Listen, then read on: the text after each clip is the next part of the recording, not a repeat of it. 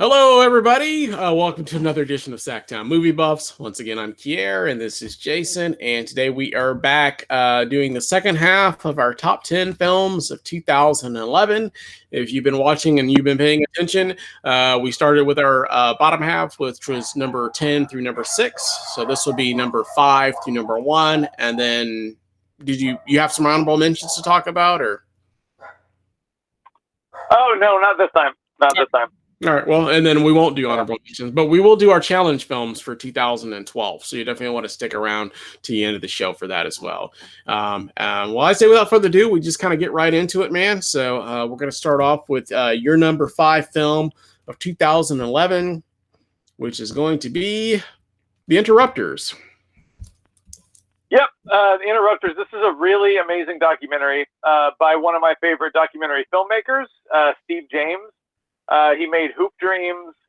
He made a really good documentary called Stevie. He made the documentary about Roger Ebert's life itself. He's done a few fiction films, but he's done mostly documentaries and really, really good ones. This one in particular is about an organization called Ceasefire. I don't know if they are still active because this was, 10 years ago, obviously, but it's a organization in Chicago that is made up mostly of former convicts who are trying to interrupt teens who seem to be headed toward a path of crime. So basically, former convicts trying to interrupt that lifestyle for teenagers. And it's just a really great fly-on-the-wall documentary. It's very long. I can't remember exactly how long. I don't think it's as long as Hoop Dreams. But it's pretty long. But it's one of those movies that you won't be checking your watch because it's so gripping and so powerful. I haven't seen it in a long time. Like a lot of really heavy documentaries, you might not feel like watching it very often, but it's stuck with me for 10 years now, and it's still in my top 10. So yeah, it's a really great documentary that I highly recommend. Cool. Yeah, I don't think I've ever seen this before, so I couldn't really comment too much on it. But if I have seen it, I definitely don't remember. But I don't think I've seen it. But sounds like Scared Straight, except for they're not in prison. So basically, yeah. But who knows? Maybe I'll check it out at some point. So just don't have an opinion one or another, just since I haven't seen it. But cool. I'm sure it's a fine choice. Oh, it is. Cool. Well, moving on to my number 5, which we won't have to spend a whole lot of time talking on because we actually covered it in our previous show, and that's going to be The Girl with the Dragon Tattoo. So another really, really long film as well. That one's almost like 3 hours long, I think. So, but like I said, it's great. Rooney Mara, Daniel Craig, the acting is really good. It's got a really good story. As we alluded to before, it's definitely not the kind of film that's for everybody. But there's definitely some very risque scenes for sure. Definitely deals with violence against women and that kind of stuff. So if that's something that you're sensitive to, then it might not be the best film for you. But I loved it. I enjoyed it. I think it's a great film. And definitely thought it was one of the best films of 2011. So cool. Yeah. It was in, like you mentioned, it was in the bottom half of my top 10. So yeah, I love it. I think it's better than the original, to be honest. Yeah. I think I've seen the original. I can't remember now. Yeah, I did. I've seen the original. It is better, and in my opinion, it is better than the original. So it is one of those rare cases where I do like the remake better than the original, kind of like The Ring or some of the other ones that we've mentioned in the past. Let Me In. And I know there's always going to be purists that, love the originals more, but, it is what it is. So, yeah. Cool. Yeah. It's gonna make it sound like we hate foreign films or something. That's not the truth. That's not the truth. No. I mean, there's many cases where those three. Yeah. Yeah, those three. I just really, really like the American version significantly more than the original. Well, yeah, I do really like Ringu. But I wasn't big on the original Let the Right One In or Girl with the Dragon Tattoo, honestly. Yeah, no, Yeah. no, me either, man. So yeah, I don't, I don't know what it is. Like I said, I love a good foreign film, and by no means would I ever say that, the original is not good because it's foreign. It's just that, and maybe it's just being able to do that, as I say, Monday morning quarterbacking. You can look at the things that film did, and you can, in some cases, you can remake it and add to it, and possibly make enhance it, and then obviously in some cases it just comes across as a cheesy remake that's not as good. So, but it is what it is. So Yep. Yep. cool. Moving on to your number four, which you probably won't have to talk about for very long because we covered that as well. It's going to be Contagion. Contagion. Yeah. Yeah, we talked about it last time because it was in the bottom half of your top 10. One of my favorite Soderbergh movies, which is really saying something because I've loved almost everything Steven Soderbergh has ever made, and he's made a lot of movies. It's just an excellent, weirdly timely movie. I think everybody's watched it at this point. I think everybody watched it, around the middle of last year, it seems like. But yeah, it's a really good movie. I haven't chosen to revisit it quite yet since the COVID-19 pandemic. But like we talked about last time, I'm almost to the point where I think I could watch it and man. not It's been a year, man. You can watch it now. Come on. I think I could watch it now and not have a panic attack. But when everybody was watching it like last April, I was like, "What? No, it's too soon." But yeah, it's a great movie. Cool. Yeah, like I said, one that we already covered. I definitely enjoy it. Like I said, it was in the bottom half of my top 10, but definitely one that I really love. So yeah, and if you haven't seen Contagion, definitely watch it. Like I said, it's very timely for right now, and it's been a year or so. Unless you're a wimp, you can definitely you can definitely watch it now. So Yeah. cool. All right, and that might be where we part ways with a lot of our. Oh, there's actually another one, but yeah. But moving on to my number four, I'll go ahead and bring that in. Is going to be Limitless. So this one stars Bradley Cooper. It's got Abby Cornish, and then Robert De Niro's in there as well. I just like the concept. It's a really, really good concept film. It's basically, if you haven't seen Limitless, it's basically about this pill that if you take it, it basically just makes you like smarter, basically. So it basically unlocks another like part of your brain.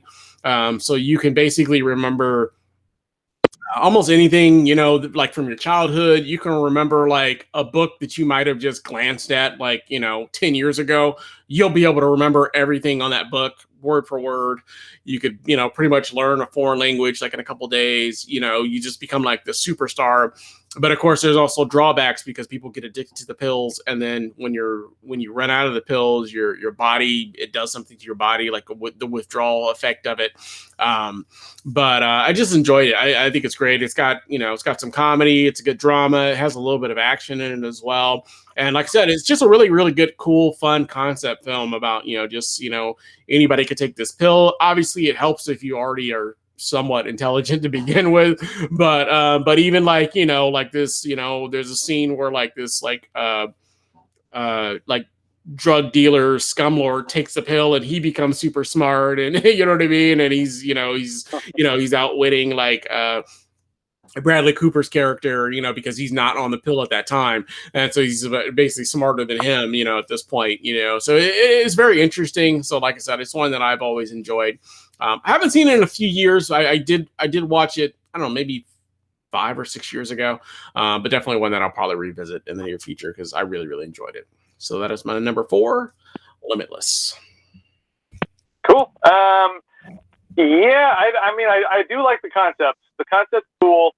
I don't remember the movie doing much for me, though. I mean, I remember watching it at home when it was a fairly new release, and I just kind of, it's one of those movies you just kind of watch, and then it just kind of, in one ear and out the other, because I never thought about it again.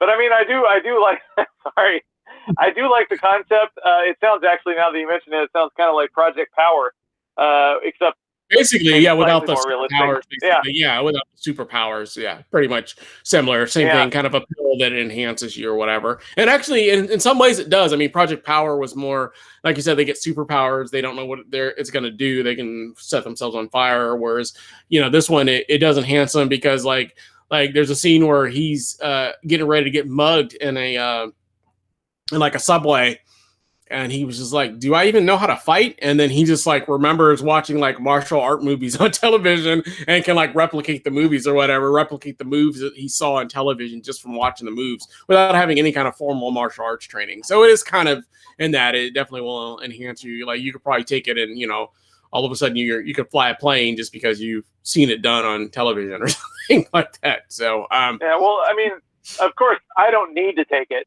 because I'm already a genius. Maybe that's why I didn't like it that much. Right. Yeah. No. Yeah. I mean, yeah, that's cool. I mean, yeah, yeah, cool. Good choice. Oh. Yeah. Well, that's why we do these lists. We're not going to agree on all of them. And we're going to have some disagreements. With that said, let's move on to your number 3 film, which is going to be The Tree of Life. Tree of Life, yes. I love this movie. I'm a big Terrence Malick fan in general. I haven't seen everything he's done, especially I think I love Badlands. I love Days of Heaven, Thin Red Line, Tree of Life, and then he got weirdly prolific again. Like he didn't make any movies for like almost 20 years, and then for a little while after this movie came out, he was putting out a movie like every year, every other year. So I haven't seen all those. I haven't caught up with all those, but I do think The Tree of Life is one of his best. It's not for everybody. I mean, it doesn't have a very linear story. It's his movies are more about mood and atmosphere and themes.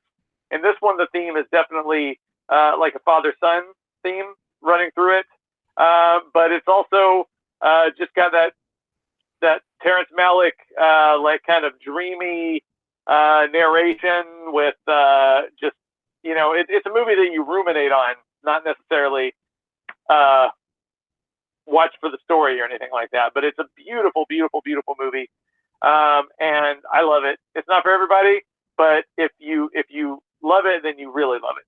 So yeah, it's hard to describe, so I'm not going to describe it too much, other than to say, if it's for you or not. So it is for me. So it's definitely my number 3. Cool. Tree of Life. Yeah. Yeah, it's not one that I care for, dude. It just like I said, it was just, for me, I tend to favor movies that have some sort of conflict or something. There's not really a whole lot in there, and it was very forgettable for me. And it's kind of long too, isn't it? Oh yeah. It's long. It was. I just found it being way too long, and obviously I love the people in there: Brad Pitt, Sean Penn, Jessica Chastain, who's probably one of my favorite actresses of all time. But for me, it just didn't jive for me. So, like I said, it's not a movie that's for everybody, and I'm one of those everybody's that it's not for. Yeah. Different strokes for different folks. I mean, there are obviously people that love it, and you're one of those people. But I'm definitely on the other side of that coin of people that were like, "What is this garbage? Get it out of here." But that's all I'm gonna say about that one. Cool. But like I said, that's why we do these lists, because our different our choice in films are definitely going to be a lot different. So, some of them are the same. I mean, obviously, like The Girl with the Dragon Tattoo and some of the other ones, Contagion, but a lot of them are going to be vastly different, of course. So, with that said, moving on to my number 3, which is going to be Warrior, actually. So Warrior stars Tom Hardy and Joel Egerton. I liked it. It's a good story. I'm a martial arts fan, an MMA fan, so I really like stories that deal with martial arts or action or whatever case may be. This one, it's an action movie, I guess, if you will, but it's more about like a family. Basically, Tom Hardy is basically his character has been gone for many years. He was like a wrestler. And Joel Egerton's character is basically a school teacher, and somehow, well, they're related. They're brothers. That's not really a spoiler to say that. And basically, they're brothers, and they both end up basically But one of them uses a different last name. I think Tom Hardy's character uses a different last name, so you're not quite aware that they're brothers. Everybody, they know that they pretty early on, but the people at the MMA events don't know that. And they basically both kind of participate in MMA or get back into it, and they both are having a lot of success. And they're basically kind of on a collision course in like this MMA tournament to basically have to fight each other, basically. And that's the basic gist of it. Nick Nolte's also in there as their father. But it's a drama mostly, but it also has some really good fight scenes as well. Very interesting. So like I said, if you like a movie that has that MMA, but also has a very good story as well with some good acting and good dialogue, then definitely I urge you to check out The Warrior. And that is my number 3 film of 2011, Warrior. Cool. Yeah, unfortunately, that's another one like your number 4 that I watched, and it didn't leave an impression on me really. And again, that's just personal differences. I'm not really into mixed martial arts or anything like that. It's not like a passion of mine. I mean, but I mean, it's not like I don't like those kinds of movies. I mean, like it's not MMA, but I love Creed. I love The Fighter. I liked a lot, which is another kind of working class fighting movie. Even I think aren't there 2 brothers in The Fighter too, or I don't know. Yeah, I think so. That's the one with Christian Bale and something like that. That one's based on like a true story as well. So, but yeah, I haven't seen that one in many years. But yeah, definitely. Yeah, Christian Bale and Mark Wahlberg, right? Yeah, wasn't it Mark Wahlberg? Yeah, there's some sort of. So I love that one specifically, but yeah, definitely. I do like that one too. I just don't remember it that well. I like this one better personally, but yeah, I do remember The Fighter and I did like that one also. So yeah, so I mean, it's cool. It just I watched it. It didn't leave an impression on me really, good or bad. But hey, I'm glad you love it. Cool. Yeah. Yeah, we're definitely gonna have some differences of opinions on these films for sure. So, moving on to your number 2, which is gonna be Take Shelter. So that's your number 2. Yeah. Take Shelter is, I think it's a great movie. It is. It's a movie about a man named Mike, played by Michael Shannon, who is experiencing basically dreams or what may be premonitions of kind of a coming apocalypse, but it's kind of vague.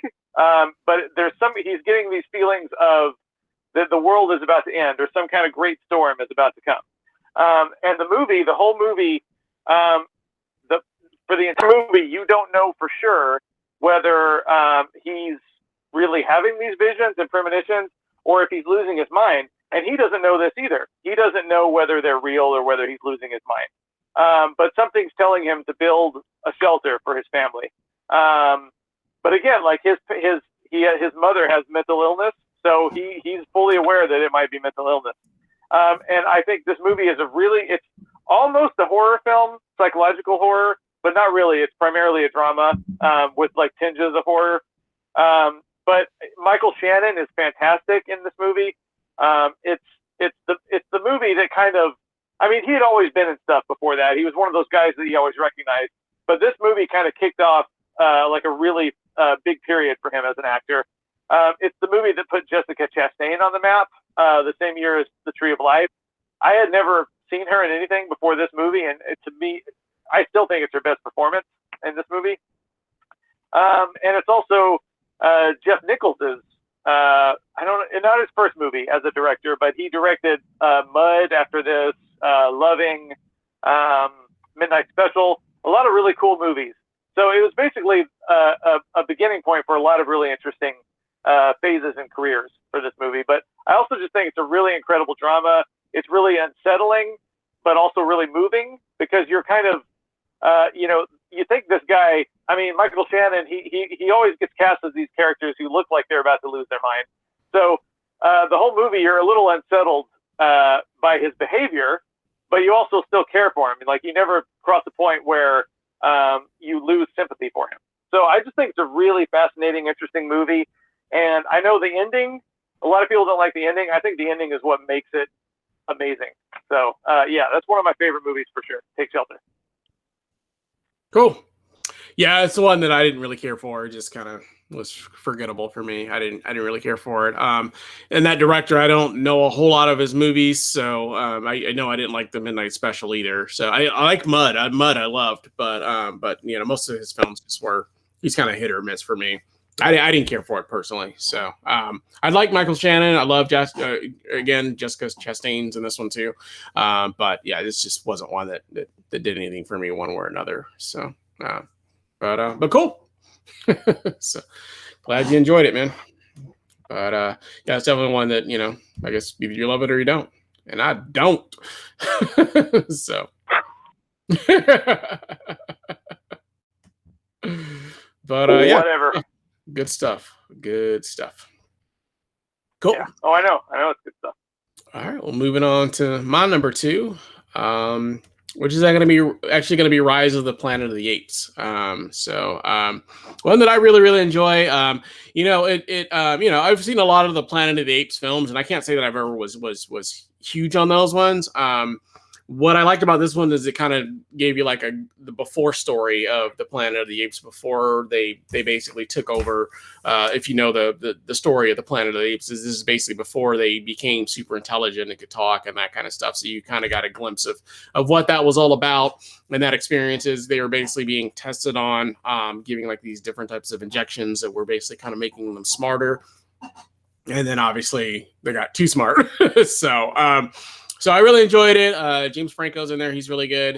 It's got a really, really good story. It's good drama. It's got some action in there as well. But I don't know. I just thought it was a really, really great film, and I really enjoyed it. And like I said, that's not being a huge Planet of the Apes fan in particular. I didn't really care for the Charlton Heston one that much, or any of the older versions, or whatever those ones were. But I definitely enjoyed this one. I thought it was great. So that was my number two film of 2011, Rise of the Planet of the Apes.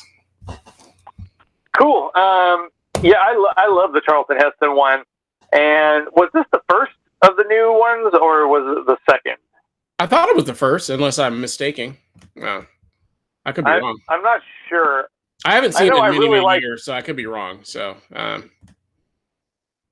I don't remember. I think James Franco is in this one, so that's why I think it's the first one. So, yeah, I did really like both of the first two of the new ones. And then, like, the third one came out a couple of years ago, and I don't even remember the name of that one. Yeah, I don't remember that one either. I didn't care for that. The first two are really, really good, though, for sure. So yeah, they are. Yeah, so whichever one of the first two this one is, I like it. You like that. Good choice. Perfect. Yeah. Cool. Yeah. All right, well, enough on that. Moving on to your number one film of 2011, and it's going to be one that we also covered, which is Drive. Yeah, Drive is. I think it's a great movie. It is. It's one. A lot of times when I'm making top tens through the year, like I know for like the majority of the year what the number one is. That wasn't the case with this one because it doesn't feel like a number one movie really. It's pretty short. There's not a whole lot of a story. But when I was making my list at the end of the year, there was just no other movie that I liked as much as this one. I think I love the style in this movie. I love the music. I love that kind of 80s sort of almost Miami Vice aesthetic that it has, but that it's also really gritty. And I just love the use of music in it. It's really exciting, but it's not like a brainless action movie at all by any means. I just love this movie. And I think I saw it like 5 times in the theater, I think, if I'm not mistaken. Now, I did work at the theater where we were playing it, so it's not like I had to pay for it every time necessarily. But I think I watched it 5 times in the theater, if I'm not mistaken. So, yeah, it doesn't feel like a number one of the movie of the year type movie. But when I was making my list at the end, there's nothing else that I liked as much. So that's still my number one movie of 2011 for sure. Cool. Drive. Yeah. Well, it was in my top 10. I didn't have it quite number one, obviously. But so I definitely enjoy it. Like I said, not going to argue with you on that one too much. I mean, obviously the placement is a little high, but it's still really, really good. So, but no, it's a good film. It's definitely, like I said, it's got enough action to keep you entertained. It's a little weird too. So, I know there's I like weird. Yeah, I know there's a few people that I know of that didn't like it. They would prefer Baby Driver over this one. You know, two films about basically a driver that gets mixed up with it, and so I could see that. I might even prefer Baby Driver if you push comes to shove, but definitely, I love them both. Yeah, but they're different styles for sure. So Baby Driver is more of your quintessential action heist drive film.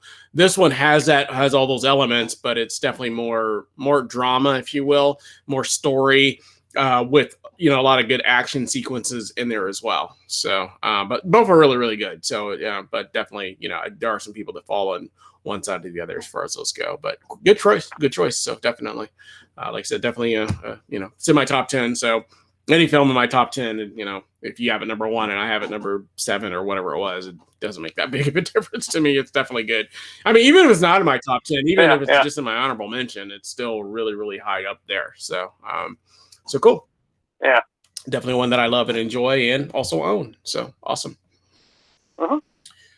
Cool. Moving on to my number 1 film of 2011, which is actually going to be WinWin or WinWin. I'm sorry, 50-50. I said WinWin. Okay, yeah. 50-50 is actually my number 1 film of 2011. Sorry, the faux there. So actually, they both came out the same year, so maybe that's why. And actually, I was just looking at my honorable mentions, so I had it on the break. But 50-50 is my number 1 film of the year, which is kind of a love story. Also, stars Joseph Gordon-Levitt. Seth Rogen's in there, and Anna Kendrick is in there as well. And basically, Joseph Gordon-Levitt's character finds out that he basically has like this cancer, and so he is going to need.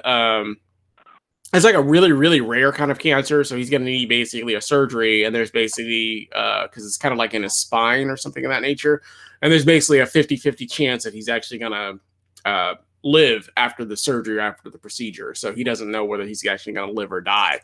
In the midst of that, obviously, Seth Rogen's his best friend, is trying to cheer him up and that kind of stuff. And they've also basically assigned him to basically a psychologist or psychiatrist or whatever you want to call her, played by Anna Kendrick, who's like literally his same age. They're both really young, early 20s. That he's supposed to come in and talk to you about feelings and that kind of stuff, about how he feels about his life. And he's also part of like this support group with other like cancer patients like that are dying and that kind of stuff. So it's a drama, it's a comedy, but it's a really, really good story. Like I said, it's really good, and you don't know how it's going to turn out. You know what I mean? You don't know whether he's actually going to live or die at the end. So I do like that it has that morality where you don't know for sure, because there's a lot of films where you just, he's going to be fine, and him and the girl, they're going to hook up and they're going to live happily ever after, but you really don't know what's going to happen at the end of the film. So, but I love it. I think it's a great story. Like I said, it's definitely one that I've watched probably the last 3 years, and it still holds up really strong for me today. So that is my number 1 film of 2011, 50-50. Yeah, good choice. I haven't seen it since 2011, to be honest, but I do remember seeing it with you, and it was really, really, really good. That's all I remember, really, is that it was very, very good. I don't know why I haven't revisited it, but I just remember thinking it was very, very good. So I'm sure I would still think it was very, very good. So cool. Very, very good. Cool. All right. Awesome. Well, I know you didn't bring any honorable mentions, but I'm just going to run through. I'm just going to run through a couple that I just wanted to call out real quick. So I really liked The Lincoln Lawyer. I thought that was a really, really good one about a lawyer. I thought that was good. I like Young Adult. I thought was pretty good. Carnage is a really, really good one also. Very good one about like just couples arguing and fighting in like a closed space. I like that one quite a bit. WinWin, we already kind of mentioned. And then Harold and Kumar's Christmas, another really, really good one. And then 13 Assassins I also have in there as well, which I know that we talked about in a previous year, but that was on my list last year, even though I guess it should have been on this year. I don't know. Yeah, I don't know. And for anybody watching, it gets a little dicey with because we use Letterboxd to make our top 10 lists for the years, and Letterboxd goes by the actual year that it was technically released. So some films are sometimes released in other countries, or they come out like summer of 20 10, you know what I mean? But we don't get it here in the US until like, January or February of 2011. So we technically saw it in 2011. But then, as time passes, you go back to look at it and it'll say that it came out in 2011 or 2010 or whatever, you know what I mean? But you have it in the wrong year. So it's just one of those things that it's hard to rectify, basically. So yeah, like for instance, like You're Next, which is 2011 according to Letterboxd and probably IMDb too. But that's because it played one festival in 2011 and then actually didn't get distributed, like actually released to the public until 2013. Right. So, if I didn't remember that, I would have maybe accidentally included it on my 2011 list, even though I didn't see it until 2013. So, fortunately for me, for Letterboxd, is I have my list preset from that year. So I think about 2009, I started really making the list, because when we first started doing these, I was going back in time and making the list, because I wasn't doing the list back then, from like the early 90s. But now, I have a list, which helps. So I just kind of stay true to that. You know what I mean? It just makes it a little bit easier, because I know that if I put it in my 2011 list, then I know that I saw it in 2011, but it does get dicey, because like there's a lot of films that come out, like you said, like just in like December, in like LA, and then we don't get it here in Sacramento until January. So then it's just like, well, what year do you put it in? So it kind of makes it a little kind of confusing. So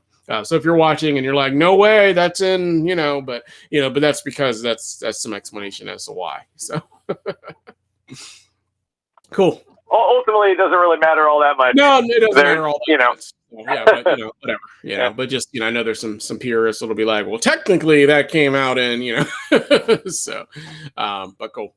Well, were there any that you just off the top of your head that you really liked from 2011? You didn't have to like go into a full list or nothing. So, well, 50-50. I liked a lot. A movie called Beginners. I remember I liked that a lot. It had Christopher Plummer and Ewan McGregor. I forgot to put together runner-ups. I'm sure there's more. Yeah, absolutely. But in general, I remember when I was compiling the list, it seemed like 2011, it wasn't one of those years where I have like 50 movies that I loved. Yeah. You know what I mean? Like it wasn't like overflowing with movies that I loved. So I don't feel too bad not remembering to include those. Meek's Cutoff was really good, and I think I included it as a runner-up the last year. Yeah, I think I have it in my. I think I had it in my runner-up for last year too, for some reason. So I don't know, but yeah, for sure. Yeah. But cool. Well, maybe 2012 will be even better. I know there's some films I really loved on there. But with that said, we also have some challenge films for each other. So I'll let you go ahead and start. You have a challenge film for me for 2012? I do. Oh, I do. You're going to be watching. If anybody hasn't been watching or paying attention to our show, basically for each year, for the year that's upcoming, in this case would be 2012, since we just did 2011, we each challenge each other to a film that Jason has seen but I haven't seen, and I'll challenge him to a film that I've seen that he hasn't seen. And as always, I have to preface it by Jason sees a lot more movies than I do, so his lists are always easier for me, because there's always like 40 films that he probably loves that he can recommend for me. Whereas me, I'm kind of scraping the bottom of the barrel. I'm like, yeah, I kind of like that. You might like, Big Mama's House 3. I don't know. You might enjoy that. I'm just joking. Yeah, you've got more slim pickings than I do, for sure. For sure. So, but speaking of that, you're going to be watching. You may have even heard of it, but it's called Room 237. That's one of my favorite documentaries. I saw it on my not seen list before, so so I did see it because it did pop up on the films that I hadn't seen. It was pretty high up, so because it goes by on Letterboxd, it goes by popularity. So if it's really popular, it'll appear up high. So I did see that. So cool. Yeah. I don't know much about it. So you'll it's never a horror look movie, at The right? Shining. No, it's a documentary. It's about The Shining, but it's not about the movie really. It's about you may not know this, but a lot of people have a lot of really strange theories about what The Shining is actually about. So basically, I'll just say you'll never look at The Shining the same way again. And whether you think these people are full of it or they might be onto something, it's a really fascinating movie. And the director has a new movie out called The Glitch in the Matrix, which I can't wait to watch. Oh yeah, I but just he's saw one of my something on that. Yeah. Yeah, he's one of my favorite documentary filmmakers. I just love his style. Yeah. But whether you love it or hate it, you'll never watch The Shining again without thinking of this movie, probably. Cool. So, cool. Yeah. And then yours is pretty easy. You're getting the Born Legacy. So Oh, okay. Yeah. yeah, Cool. so that's a pretty easy one. So definitely one that I enjoyed. Obviously, it doesn't have Jason Bourne in it. It's got a what's his name? Jeremy Renner. Jeremy Renner in it. Yeah. But yeah, definitely. But still really good. So if you like the Bourne movies, this one's kind of in that same vein, just with a different character. So and a little bit of a different storyline. Like he doesn't have like memory loss or anything like that. So but yeah, still really cool though.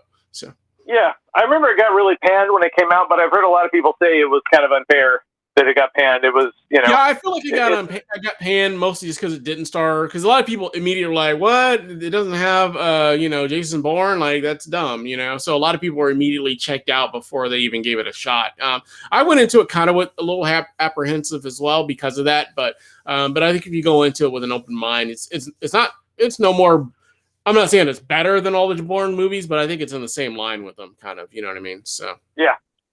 So I think you'll enjoy it. So I don't think you'll hate it or find it to be that much subpar than the first three of those films. So I think it's on that same line. You know what I mean? And now I don't even remember that much of a difference between like the second Bourne and the third Bourne, really. So this one will probably be just another one where you remember that Except it's all like. Yeah, that's the movie right pretty there. much it. Yeah, but I think you'll get some enjoyment out of it for sure. So. Yeah. Well, cool. Well, to clarify, I do like all three of the Bourne movies. Yeah, so cool. But what I mostly remember from the second and third one is a lot of jerky cam. Yeah, for sure. Yeah. Well, cool. Well, so definitely stay tuned for when whenever we get to our 2012 top 10. I don't know when that'll be. I don't know if that'll be in March or if that'll be in April or July. I don't know, but whenever we get to it, we'll definitely present those films as well. But we are getting closer, so it's getting each year we're getting a little bit closer. So we only have to get to 2018. Yeah. So that's not too far, man. So we're getting there. So we'll definitely finish this year, I think. So yeah, cool. Well, as always, if if you have any, let us know down in the comments. Did we leave any films out? How do you think about the placement of the films? Of course, if you didn't see the first half of the show, definitely watch that because there might have been some films we included in there that weren't in this half. And then always let us know if there's any films that we missed or we should be checking out for 2011. And then always join us again whenever we do the 2012. And as always, make sure you like, subscribe, make sure you hit that bell notification so you don't miss any more updates. And we'll be back again with another show for you guys again real soon. We thank you for watching. I hope you have a great day. Bye.